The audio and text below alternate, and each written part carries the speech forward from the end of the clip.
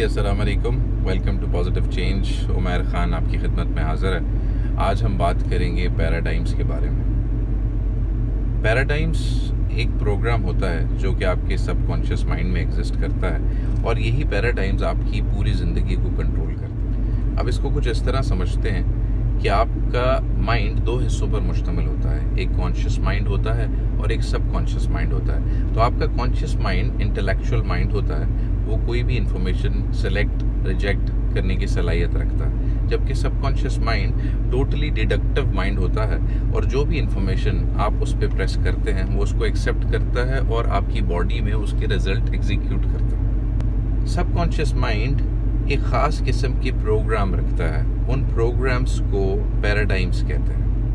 Paradigms are nothing but a program that has almost an exclusive control on all your habitual behaviors. And almost all your behaviors are habitual. I hope आपको इस बात से ये अंदाज़ा हो गया होगा कि आपके ज़्यादातर यानी कि 95% ऑफ द टाइम आपके जो बिहेवियर होते हैं वो हैबिचुअल होते हैं। आप अनकॉन्शियसली बात कर रहे होते हैं, अनकॉन्शियसली बिहेव कर रहे होते हैं। इसकी मिसाल से मैं आपको ऐसे समझाता हूँ कि जब आप रोज़ उठते हैं तो आप उसी अंदाज में अपने बिस्तर से उठते हैं जैसे आप पिछले 10, 15, 20 या 30 साल से उठ रहे हैं। आप वही पाँव पहले ज़मीन पे रखते हैं, फिर आप उसी रूटीन से उठकर वॉशरूम में जाते हैं, मुंह धोते हैं या ब्रश करते हैं और उसी अंदाज से आकर अपनी कॉफ़ी या चाय लेते हैं और उसके बाद कोई और काम करते हैं। तो ये सब सबकॉन्शियस प्रोग्रामिंग का हिस्सा है। तो अब हम ये जानते हैं कि ये सबकॉन्शियस प्रोग्राम आते कहाँ से हैं। तो सबसे पहले जब कोई बच्चा इस दुनिया में आता है तो उसका सबकॉन्शियस माइंड वाइड ओपन होता है, उसका कॉन्शियस माइंड बिल्कुल भी डेवलप नहीं हुआ होता। इसकी मिसाल ऐसे समझें कि अगर किसी चाइनीज़ बच्चे को आप उठाकर अमेरिका में रख दें तो बच्चा जब बड़ा होगा तो उसे चाइनीज़ लैंग्वेज की कोई इन्फॉर्मेशन नहीं होगी और वो इंग्लिश बोलेगा और उसको खाने भी वही पसंद होंगे जो उस इंग्लिश घर में खाए जाते हैं। तो इससे ये साबित हुआ कि किसी भी बच्चे की प्रोग्रामिंग उसके लास्ट ट्रिमेस्टर से पहले 6 साल की उम्र तक हो जाती है। अगर आप देखें तो एक बहुत जुमला चर्चेज़ में मशहूर था कि आप हमें बच्चा दे दें और 7 साल की उम्र तक हम आपको दिखाएंगे कि वो कैसा आदमी बने। तो इससे ये समझ आता है कि आपकी तमाम प्रोग्रामिंग 6 साल की उम्र तक हो जाती है और फिर आप उन्हीं लोगों की तरह बिहेव करते हैं जिनके साथ आपने अपनी ज़िंदगी के शुरू के 6 साल गुजारे होते हैं। पैराडाइम्स के ऊपर एक बहुत खूबसूरत किताब लिखी गई है जिसका नाम है साइको साइबरनेटिक्स। अगर आपको डिटेल में ये समझना है कि ये प्रोग्राम्स किस तरह काम करते हैं तो आप उसको पढ़ सकते हैं। मैं आपको एक छोटी सी मिसाल से समझाता हूँ। जब एयरक्राफ्ट टेक ऑफ करता है तो उसके अंदर एक साइबरनेटिक्स का सिस्टम होता है जो कि उसको उसके कोर्स पे रखता है। फॉर एग्जांपल, अगर एक एयरक्राफ्ट कराची से उड़ा है और वो लाहौर जा रहा है तो उसके अंदर एक मैकेनिज्म है, जैसे ही ऑटो पायलट ऑन होता है तो वो साइबरनेटिक्स का सिस्टम ऑन हो जाता है और वो ये डिसाइड करता है कि जहाज़ अपनी कोर्स को चेंज ना करे।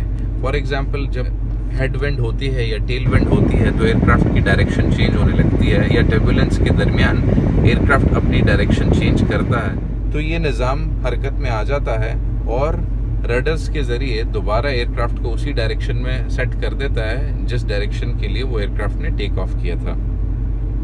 इसी तरह अगर आप एक घर में रहते हैं जो कि टेम्परेचर कंट्रोल्ड है और आपने टेम्परेचर 25 पे सेट किया हुआ है और सडनली आप ये देखते हैं कि टेम्परेचर जो है वो 30 हो गया है, तो आप ये नोटिस करेंगे कि कोई दरवाज़ा या खिड़की किसी ने खोल दिया। जैसे ही आप वो दरवाज़ा या खिड़की बंद करेंगे तो आप नोटिस करेंगे कि दोबारा टेम्परेचर आहिस्ता आहिस्ता 25 पे आ जाएगा, क्योंकि जैसे ही दरवाज़ा खोला गया और टेम्परेचर इंक्रीज़ हुआ तो कंप्रेसर को सिग्नल जाता है और कंप्रेसर स्टार्ट हो जाता है और दोबारा वापस लाने की कोशिश करता है टेम्परेचर को और फिर दोबारा रूम का टेम्परेचर 25 कर देता है।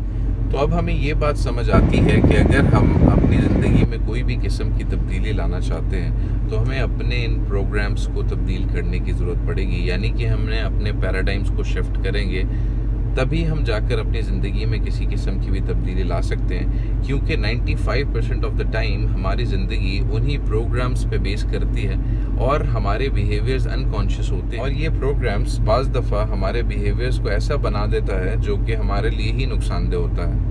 मेरी आने वाली वीडियोस में मैं आपको मज़ीद डिस्कस करूंगा कि हम किस तरीके से अपने पैराडाइम्स चेंज कर सकते हैं और किस तरीके से अपनी रीप्रोग्रामिंग कर सकते हैं। अगर इस वीडियो से आपको कुछ अच्छा सीखने को मिला है तो इसको अपने फ्रेंड्स और फैमिली के साथ शेयर करें, क्योंकि अगर आप खैर बांटेंगे तो अल्लाह ताला खैर लौटा देगा। Thank you very much.